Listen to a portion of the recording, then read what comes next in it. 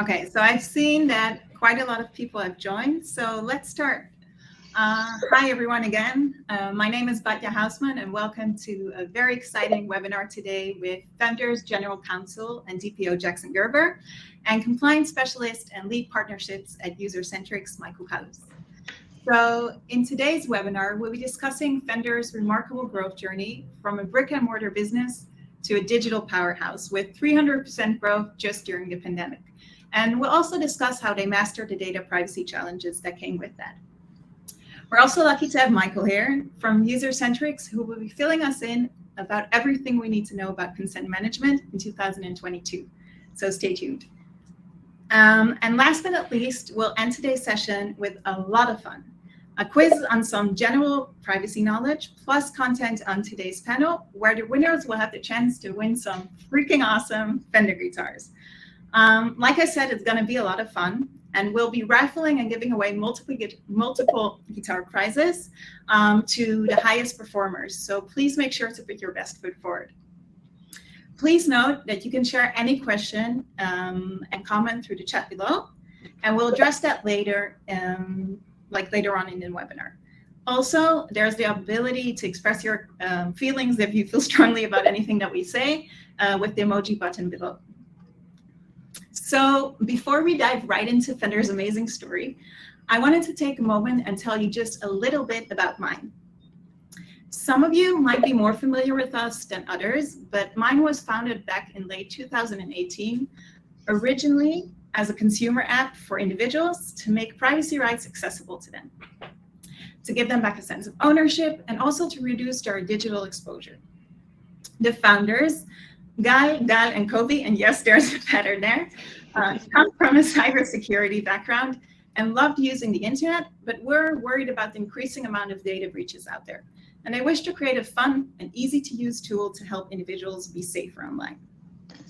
Mine helps users understand their digital footprint, what information we're sharing out there, who we're sharing it with, and associated risks. And then users can decide who they want to keep that data with and who they don't. The mission was always about empowering people by offering them accessibility and transparency online, and about bridging between consumers and companies to allow for a value-based internet. And the response was really amazing.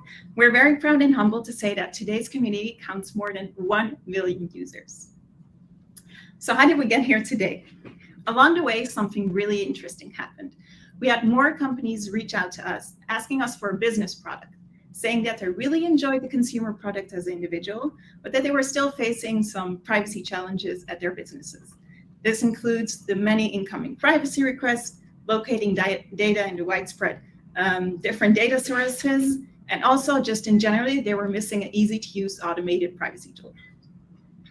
And so we decided to step it up and create a solution for companies to make privacy accessible to the whole ecosystem. And that's how Mine PrivacyOps was born. The first platform dedicated to data privacy operations while placing user experience at the center. With a simple no-code and self-serve setup, companies of all sizes can save time, reduce risks, and automate their request handling in just 10 minutes. Okay, so I don't want to talk too much today as we have some really awesome speakers, but because we had this journey and this unique perspective where we understand both the consumer side and the company side, I want to take just the last minute to talk about implementing a golden rule. So you might ask yourself, what is this golden rule? In a nutshell, a golden rule is creating a unified way of handling privacy requests, regardless of geolocation and regulations, by creating a standardized process for your company for fulfilling requests.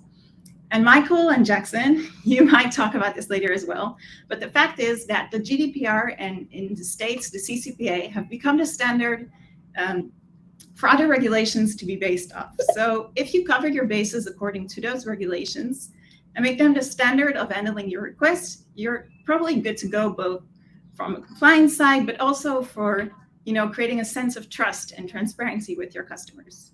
This will allow you to simplify the process, both for your company and for your customers, and it will also save you time on each request. And the really great thing is that with an automated privacy platform, it's easier to achieve than ever before.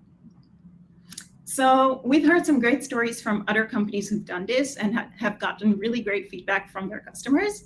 And that's why I just wanted to take this moment to share that idea with you and maybe give it some food for thought. So without further ado, let's continue to the core section of today's session, Fender's growth story. So Jackson, we call you the Rockstar DPO at Mine, not just because of your connection to Fender and the awesome guitars, but also because of your incredible background story and how that actually reflects back into your work as Fender's DPO. You have a really awesome background in entertainment, a close connection to Disney. So could you tell us a bit about yourself, about Fender? You guys have been around since 1946?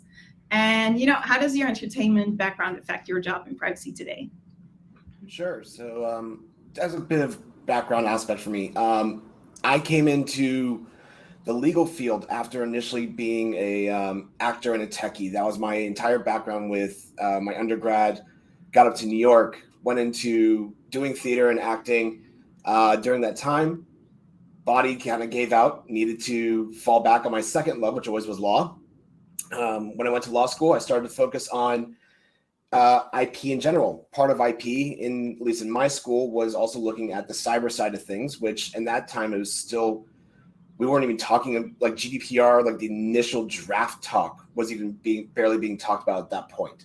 So I got a little bit of privacy into that and started to do that. But when I was going out, initially I came out, was in past New York, past California. When I came out here, I started working for Disney within, oddly enough, their tax department, because my boss there wanted me to be basically the liaison of the IP to the rest of the tax professionals.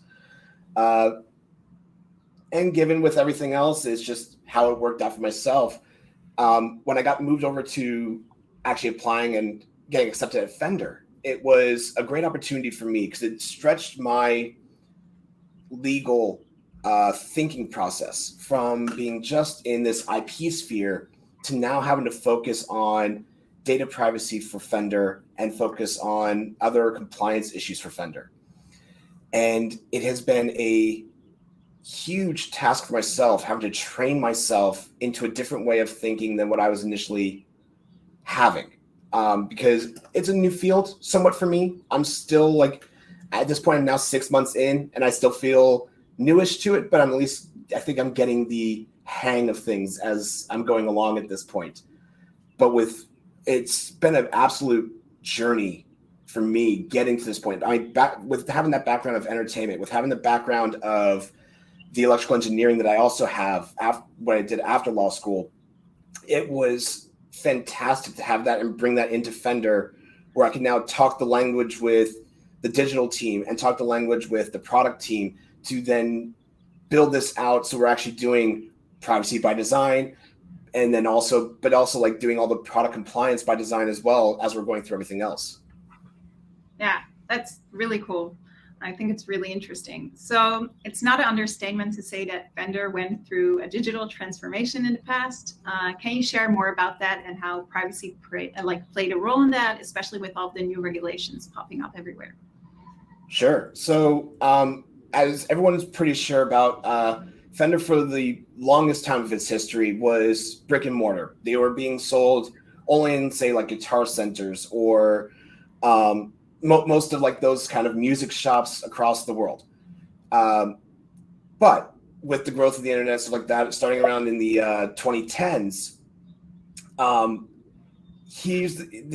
we started going to the e-commerce side initially, which has been a huge growth for us to begin with. Selling our products directly from us, from our website, was a huge undertaking, and also has just been fantastic.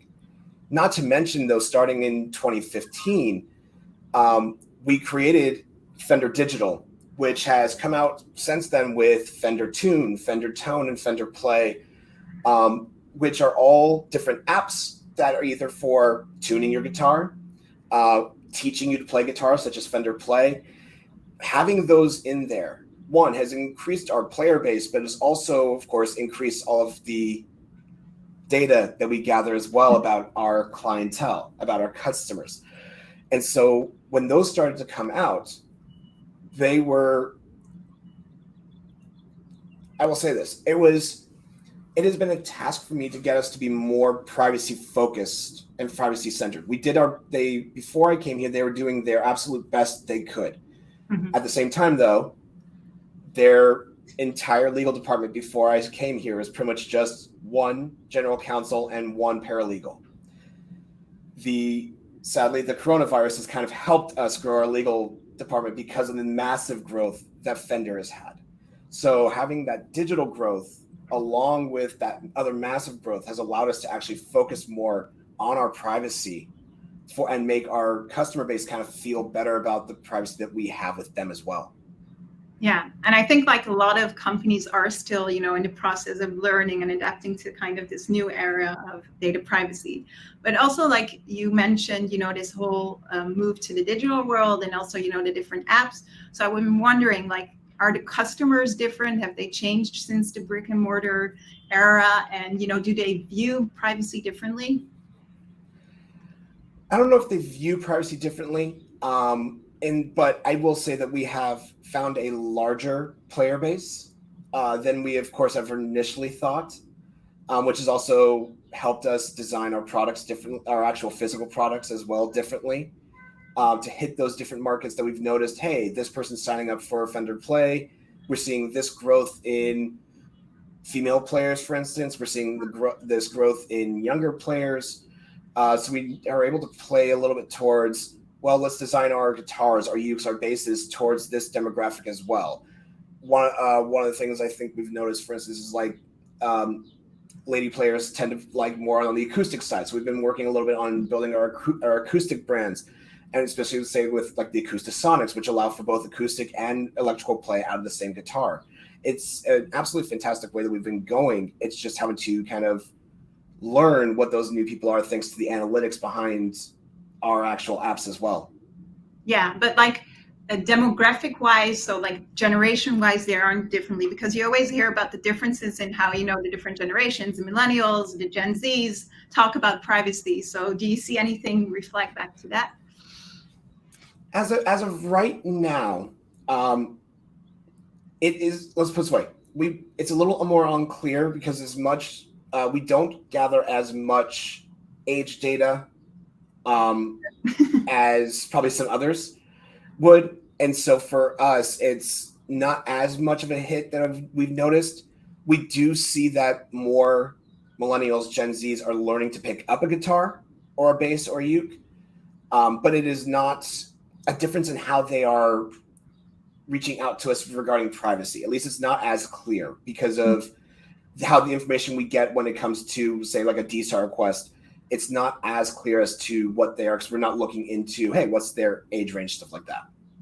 Makes sense. So you arrived to Fender like during this digital growth period. You mentioned like half a year or something. What was the situation like when you arrived? Like, which privacy challenges were the biggest ones? What actions did you take to like tackle them?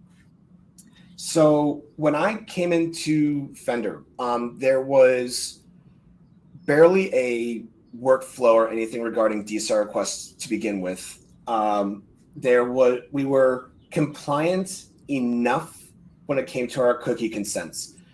So when I came in, my boss, I absolutely love. He has been very like tech forward, and if we can find solutions that are tech based that help us to do our job quicker, faster, more efficiently, but also keep the quality there, he is all for it and all looking into it. And so I was like, all right, I know there are tools out there to help us with consent, with DSAR requests, with data inventories. And I was like, all right, so let me look into this and let me get back to him. And I started to do research so we could find ways to make us be better compliant worldwide, because of that digital growth, but also make it easier for ourselves in the long run when it comes to all the other tasks that are involved. And so I started looking at Mine. I started looking at OneTrust. I started looking at Osano and all the rest out there, and trying to find the right one that would fit for how Fender, for the size of Fender, for what Fender needs right now, and going from there. Mm-hmm. Very interesting. So I'll touch upon that in a minute, but there's a lot of COVID fatigue. I think like everything's connected these days to COVID, but obviously we can't ignore this topic because it had a big influence on everything that happened at Fender. Like you had 300% growth. So could you share a bit, about that and what that meant for Fender and also for you as a DPO? Yep. So prior to COVID, prior to basically March 2020, Fender was pretty much around a $300 million company each year. Mm-hmm. Within the first year of COVID, we went from a $300 million company to a $1 billion company. Wow. And it's just kind of grown since. What that came from was, yes, of course, our sales of our guitars and all of the rest of our instruments. It also came from the fact that people wanted to pick up an instrument because they were stuck at home and they wanted to learn to play something. And so they joined Fender Play and they grabbed an instrument thanks to deals that we had between the two and started to teach themselves. And so with having that, of course, that adds a huge, like I said, player base into Fender Play as well, which is where we gather most of our privacy data. Most of our PII comes out of Fender Play. Yes, we have sales side of things, but that's a different aspect of that's a name, address, credit card number, phone number, email. That's basically it from the shop. Fender Play gathers so much more because it's also gathering whenever you log on to Fender Play, where you're playing it from, because it's gathering IP addresses. It's gathering what you are learning and all these other kind of things that could try to tie you together. And so learning how to work around those analytics, working around that extra information that we're gathering that we normally wouldn't have gathered, is become the bigger part for our privacy within Fender. And my biggest push with everyone else within the digital team going, this is where we need to understand, this is where our privacy hurdles are and what we need to know of what we're kind of working through to either help with a DSAR request or try to minimize that or anonymize it or pseudonymize it as we're going along. Mm-hmm. Yeah, that makes a lot of sense.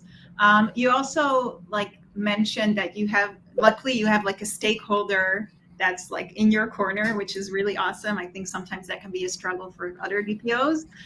Were there specific automations that you really try to push more than others? Were there automations in the privacy world that you were looking for more than, specific things that you were looking to automate?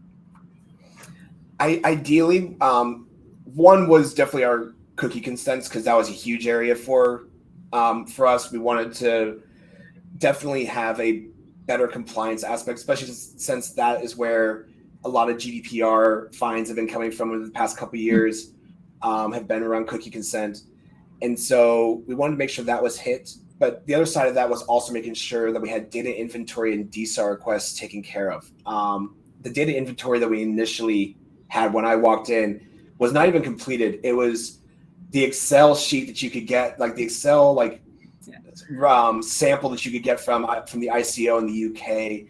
It was partially filled out, not even close. If I wanted to try and fill that thing out, it would have taken me months on end. And even then, I doubt I would have gotten even 50% of what we actually use. Yeah, so I wanted to find something.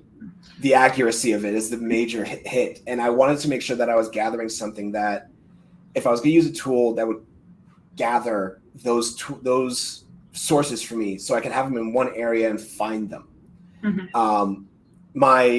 I will say my biggest hurdle as of right now is, yes, I have my GC who's being absolutely fantastic and being there for me. I have a person over in digital marketing who is absolutely gung-ho and ready to go for me. The IT team has been the ones who are standoffish on tools, and I get why. I understand, especially with how many hacks have been coming in and how often they're coming in, more often throughout every single sector. I completely get it.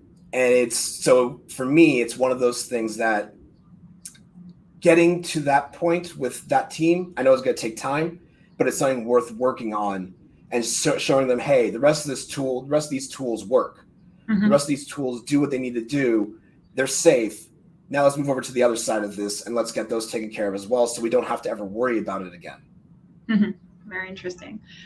So you already touched upon it a little bit, but we're very proud to call Fender a customer today.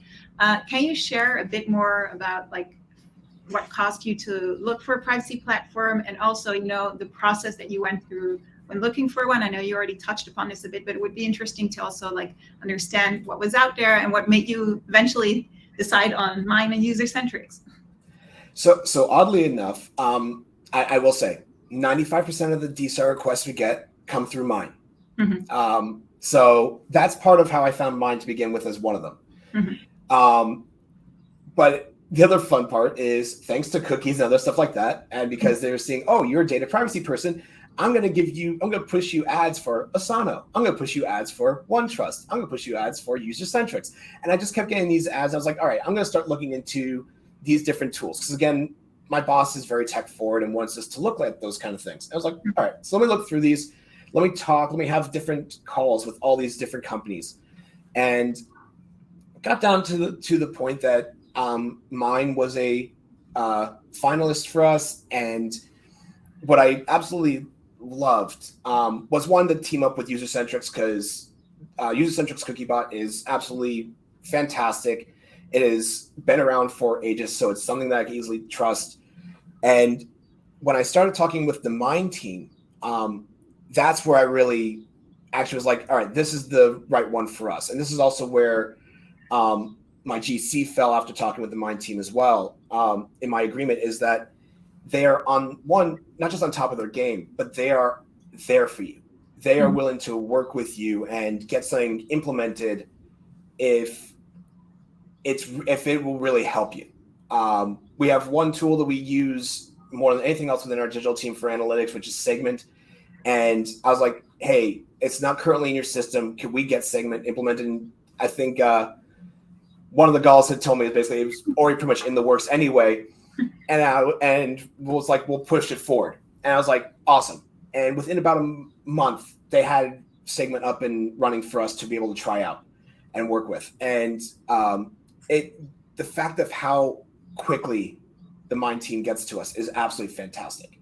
That's what really made me happy. When I got down to like the other competitors, I didn't want to have to piecemeal a program together. Mm-hmm. And I wanted to have more, and I wanted to have a team that was really going to be there for me. And that's what really it came down to. And that's what I did not see with Mine. Mine I saw as, this is your package. We will work with you to make you what you want. You don't have to purchase just DSAR requests. You don't have to just purchase just data inventory. You do like have to piecemeal. They all come in one package, and that's it. And go from there. Oh, that's really nice to hear. So do you have any last tips for other privacy professionals like yourself who might be in, digital growth, facing different privacy challenges? Like, do you have any special tips or things you learned in the last year that you would give them?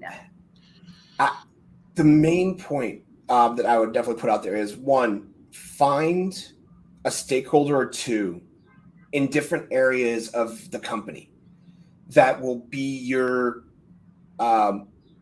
hype person, the person that will basically go, yeah, you got this. You not just you got this, but also like we're going to support you in your next steps and in what you want to, how you want to grow this.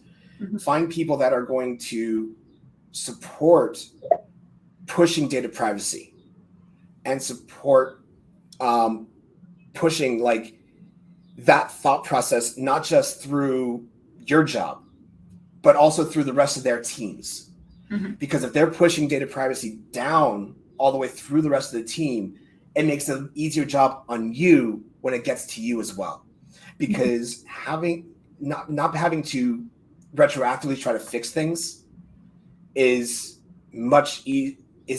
so much easier, makes you breathe more than if you were having to go back and try to fix things that were no longer there. And it's one of like the main things we're having right now because of Google Analytics. We're having to find other things to use because of the rulings that have happened within the EU regarding Google Analytics. And it's one of our major things we use to gather analytics, because that's what we use to track our users. Mm-hmm. But it's pretty much now at least until Google comes up, either appeals it or Google finds a new way to silo their information in the EU, it's pretty much illegal to use because you've now had at least 2 DPAs rule against it. So it's like, if we can find ways to do something as you're being designing it, or easier ways to retroactively fix things, that's what you really need to find for. And so you have to have those hype people there, who are those stakeholders who are going to help you get there and help you, and also push it down the rest of their team. Yeah, no, I think those are some really great points. Well, amazing. Thanks so much. As we really believe in the power of the community, if you would like to be connected to Jackson after this session, feel free to reach out and we'll be happy to connect you. Michael, are you still here? Yes, I'm still here. Awesome. Great. So we're so happy to have you here. Consent management, cookies, fill us in on what we should know in 2022. Yeah, thanks a lot.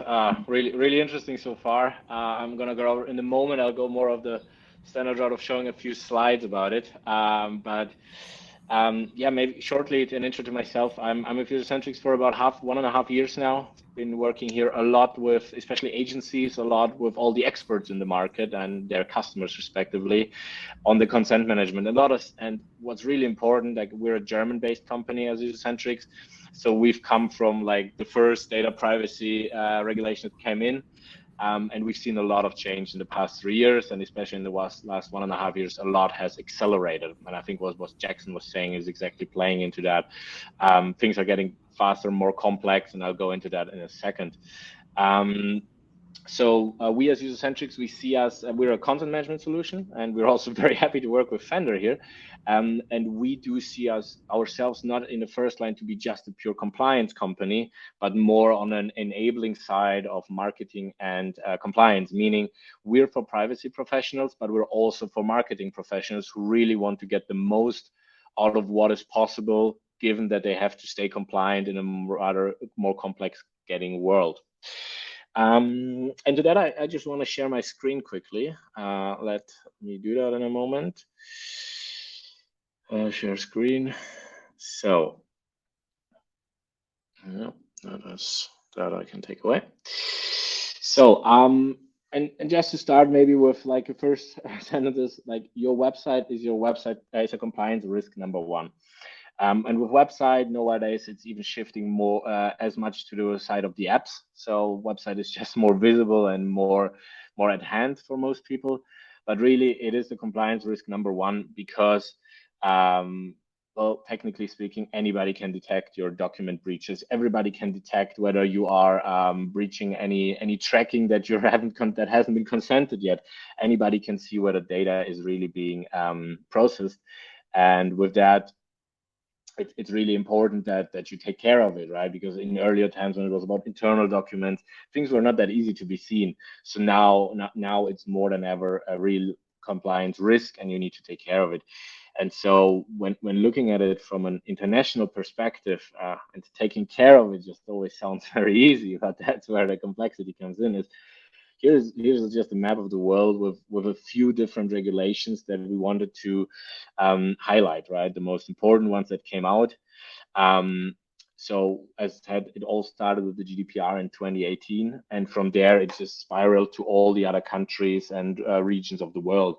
So by now we're having regulations in place in California, for example, being the CCPA coming in 2020, LGPD in Brazil also in 2020, people in China, which came out 2021, India already having something in place, China already said, but a few more like Japan and South Africa also with regulations, and every region of the world, and even some countries as the US, even less, not even on a federal level, but even on a state level, are bringing in regulations in and are making the whole field on what to do, especially in the market of like overall privacy, but for us speaking about consent management, also in the area of consent management, more and more complex. So professionals such as mostly DPOs, but as well as marketers, really have to step up their game to stay ahead. What is notable here is since the GDPR was the first one, the GDPR for the most part is also the strictest one when it comes to the most rules. And therefore, a lot of the regulation which is in place is somehow close to being similar to how the GDPR is structured. So most regulations for content management are a lot about opt-out, meaning opt-in, meaning anybody has to come to the website and only can be tracked. So you can only collect data if the user specifically tells you that you are allowed to do so. And so that really puts that as an important thing in front of any tracking purposes or any tracking you want to do. Whereas, for example, at CCPA, so California, it is an opt-out solution, meaning that unless you opt out actively, the tracking will happen. And the user is, in the end, you will have the data unless the user decides otherwise. So when looking at this, a lot of people are also speaking of that it's mostly Germany, that it's only GDPR, but things are changing on that front a lot. So I just have here a few examples from a page called Enforcement Tracker. It's a great page to see where privacy fines have been put out already to companies, and so which countries are acting. And since the GDPR was simply the first one of 2018, things like fines, like activities by the regional or national data privacy authorities are really stepping up. So here we see that it's not just Germany, but also Spain, France, and many other countries such as Italy, Romania, bringing out more and more fines. And therefore, it's really important for companies to also act upon that and take into account that this is an international topic. And to maybe bring it more on a practical note here, I would also like to ask you, Jackson, to maybe go into, now that you started your journey with Usercentrics, to give a bit of a picture on how you did that and how you especially went into going to international, how you address the international markets. Yeah, so I mean, when we started setting up the cookie bot, the Usercentrics cookie bot, we were focused primarily on making sure that it was GDPR compliant, because again, strictest is the kind of golden rule to go for. So when I first initially set up in there for GDPR, making sure that everyone would do that. At that point, though, given that the vast majority of our clients are in the US, my marketing team went, do you mind if we set it up that for US we have CCPA? And I'm like, I don't mind that. My thought process is, and that's how we're set up currently, is that if you're in the US, you get a CCPA bar. If you're anywhere else, you get GDPR. However, at the same time, with the passing of the CPRA in California as well, which goes in live at the beginning of next year, there's also the thought with how the definitions have changed in there that consent may require the same kind of consents that GDPR has. And so for now, I've said, that's fine. In the US, we'll follow the CCPA rule. Outside, we'll do GDPR. But we're going to monitor this, because if this is how it's going to be really looked at starting next year, I'm going to flip it that everyone just gets GDPR. And the rest of my marketing team was like, all right, that's fine. We can deal with that for now. But thank you for giving us just CCPA for at least maybe the next 6 months. So, but no, that's exactly where we went with, is that GDPR first, CCPA for US residents only, and just let it go from there. And it's been great to see so far. We have it live currently on our Fender articles website, and pushing it through to the rest of the websites in the next coming weeks, just to make sure because we're trying to make sure that it implements properly and doesn't destroy anything, because it shouldn't. And it hasn't. It's been great. But it's just, that's how my IT team and how our digital team likes to work in slow batches and make it work. But they were perfectly fine with how I put in the wording and who were putting out the cookie bars to properly. So, yeah. Yeah, thanks for that. I think this is super valuable to see also these international approaches on how to go about it. But it also shows very strongly that this is a topic that is not stale, but this is really something that is developing, changing a lot, and it's really, things will change. Things have changed already. So it's really important to also take the notion of what are you actually wanting to achieve with all of that. And the end goal, and is really to get the trust of the user, to maybe bring that conversation to that area. And for that, I'd like to take a step back into maybe what really happened in the last 4 to 5 years when it comes to privacy, and how people and the market really were addressing it. So when 2018 the GDPR came in, there was a lot of, well, fear in the market. People were unsure, what am I still allowed to do? What is my competition doing? What are the others doing? Where do I overstep a line? How can I still optimize? Whatever is possible for people, there was a lot of gray areas. And so that was a big shock. And that shock was not just that they now had to address a topic that they hadn't had to address before, but really that they also lost a lot of data. Now that they had to do consent management, you could not just simply track whoever went on your website or app, but you really had to get the consent first of all.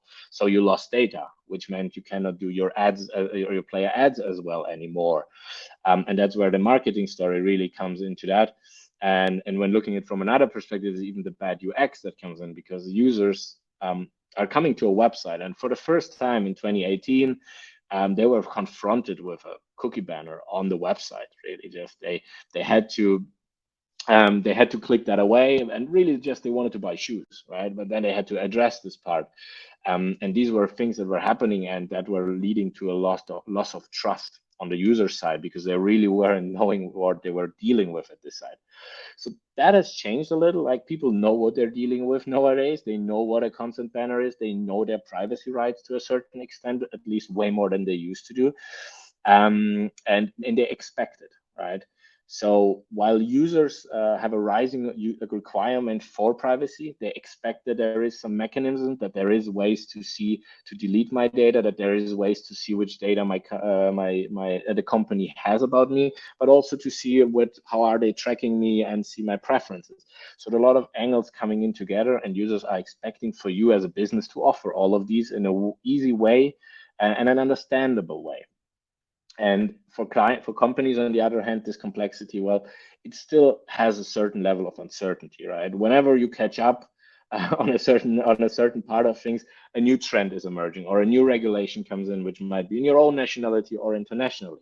So you have to deal with a lot of uncertainty as a company, and a lot of movement in the market and addressing that. But all of that comes together with trust, because eventually you can do everything right. But you need to communicate it to your clients properly. You need to make sure they understand what you're doing. You need to be clear in your wording. You need to be beneficial to them. Like, why would they give their data to you? And now that the user has control, he can decide whether the data should be given to you as a business. And so this topic is coming more and more into play. And therefore, with the whole trust topic, consent management and privacy as a whole, basically speaking here, is more and more needs to be addressed as a competitive advantage, and not just as a burden, as something that needs to be done because there is legislation in place. Because sure, you can, because eventually, as I said, the users will only give you the data if they trust you. And only if they give you the data, you can you can do your ads, and only give the data, you will increase your ad performance, or save basically what your performance that you had previously, and stay on a good note when it comes to the legal side of things. So building up that trust really is a challenge that comes up with any privacy tool that you bring in place, with any regulation that comes in place. And as a business, it's on you to take away that complexity that is in the market, because users hear about it, there's a lot of news about it, and the public knows what's going on. At least they know that things are happening. They might not know it in detail, but for you as a business, it's really critical to take that and make it easy, clear, and understandable for the user eventually, so they can interact with you and your infrastructure or apps or websites. And on that, it's really coming for the businesses down to two challenges, right? And the two challenges that come with that are the data challenge. So this is where it all comes together. Is you have the data challenge, meaning how do I still get the data? How do I get the data to secure my revenue? But then on the other hand, how can I make sure the user is trusting me? And somewhere in between lies all of the privacy efforts that you're doing, and all of the ways you communicate with your users in order to make them feel at home, make them feel like they can accept that you take the data and do good with it in a way. And for that, it's really important to maybe, and that here I just took Microsoft and Apple to give some example of two companies that probably everybody, each one of us sees every day in a way, or has a contact point to every day. They are prime examples on how to tackle this topic. I think Apple is a bit more on the mind of the people in this sense. And they really took it upon themselves to make privacy, like as they say, a fundamental human right. They address it, so therefore that's how it's baked into their products. That's how it's baked into all of the ads they're doing. It's baked in all the activities that they're doing, and people trust them that whatever they do, they have privacy in mind, and that its privacy is really a key feature in this point of the toolbox. And Microsoft also is addressing that with giving the users the control, transparency, and also making sure the data is secure and defended. And so that plays really into the narrative that you can offer a better product if you bake privacy into what you're doing. And it doesn't mean that I know that not every product that you're doing, and for example, guitars, as a physical product, they cannot offer privacy, right? But with all the apps that you're doing, with all the websites, all the services that you're using around it, and with the online experience that users are now having with going through maybe acquiring a guitar or getting to know the products that Fender is offering, that is also something that you need to bake in and make your user feel like this is a company that offers privacy and offers any measure for me to trust them with my data. Because otherwise I will also have this image loss as a company, and then even my physical product maybe not be as viable, important to them anymore, but they might opt for another competitor. And lastly, maybe some recommendations from our end, and this applies not just to content management, but since we're always speaking about it, but to the whole privacy market. It's really to consider it as a global strategy. Like, look at how can you make it a global topic, what is happening with different countries, with different regulations, and with that, question your current data strategy. So which data do you actually collect right now, and which data do you actually need to collect in the future, and what are you doing with that? Like, what are your goals and what do you need, and how do you address your client why you need that data? So that is really important. And trying, like, that's very GDPR, but minimizing your data that you're getting. But it's all about making the user understand and clearly understand, especially having the clarity on what are you doing and why are you doing it. And eventually that all leads to then having compliant data, because you need that it needs to be consented, it needs to be controlled by the user, and only that allows you to play to do ads, to properly control your ad spend in the future. But also then that's the last step, is make it easy for the user. So make it clear what you're using it. Use beneficial wording, use very clear wording, use it on all of your websites, apps, whatever you're having.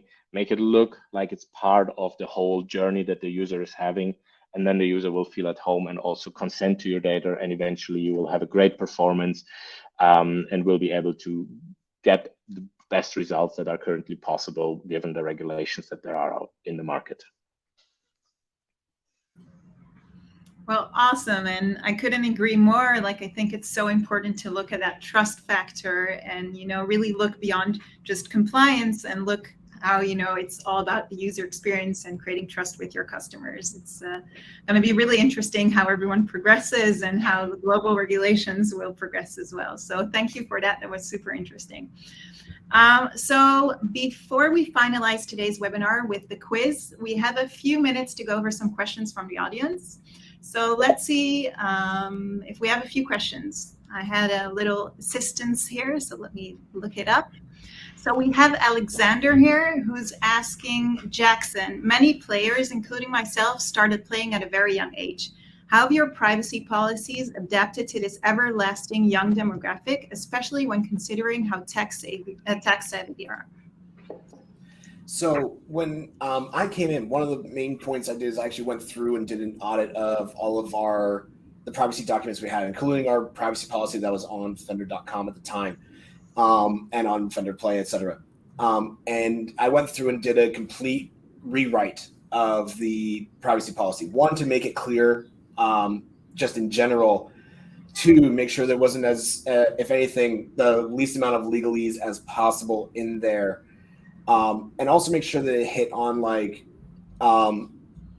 on like COPPA and all the child protection rights out there as well, just to make sure that it was hitting all the grounds, and that if someone who was in their teens could come on, see that privacy policy and understand at least the basics of it, if not, it's easier to grasp for even the younger players out there and know what we are grabbing from them. But also make sure that the older generation and like the boomers and all the rest are able to also grab that kind of data, understand, hey, this is what we're grabbing, how long we're holding on to it, and that like we're not selling to third parties, any of that kind of stuff, and that's it. And just make sure that they understand what their rights are, what we're grabbing, in the clearest language that I could possibly do. At some point, I would love to probably go through and just make it like a drop-down list that they can just pop open each kind of thing, make it a little more user-friendly. But for right now, it's just a document on the page. But it was something at least just to get out there for the time being. But that's for me, that's a farther down the line project, because it's also going to require our website team to redo some stuff if I wanted them to.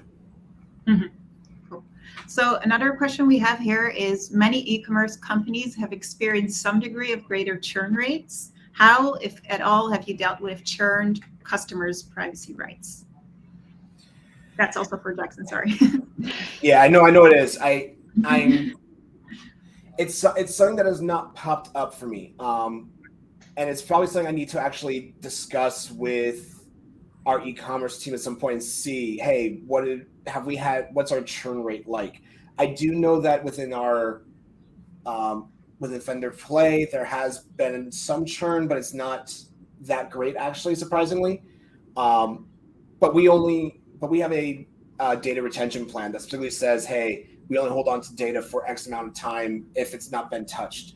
And so after that, then it's just kind of wiped from the system, or deleted in some way, anonymized, pseudonymized in certain ways that just happen over time if they have not been touched in a X amount of years. Mm-hmm. Okay, sounds great. So I think we have time for one more question, and this is from Derek, also to Jackson. Has Fender faced significant issues in ensuring compliance from its sub-processors? So here's when it comes to our sub-processors, with every single sub-processor, we just like they do with us, we have a DPA with both of them. And it is the one thing that pretty much drives. We have not had any major issues with our sub-processors. Like I said, the major one we currently use for us is like Segment, and their DPA with us and vice versa is they are fantastic to work with. Very on top of their game. They are very data privacy focused and forward when it comes to the way they work. When it comes to something like Google Analytics, we're trying to find loopholes around, or trying to find other avenues to use, at least for the time being, until Google gets their act together when it comes to working in the EU.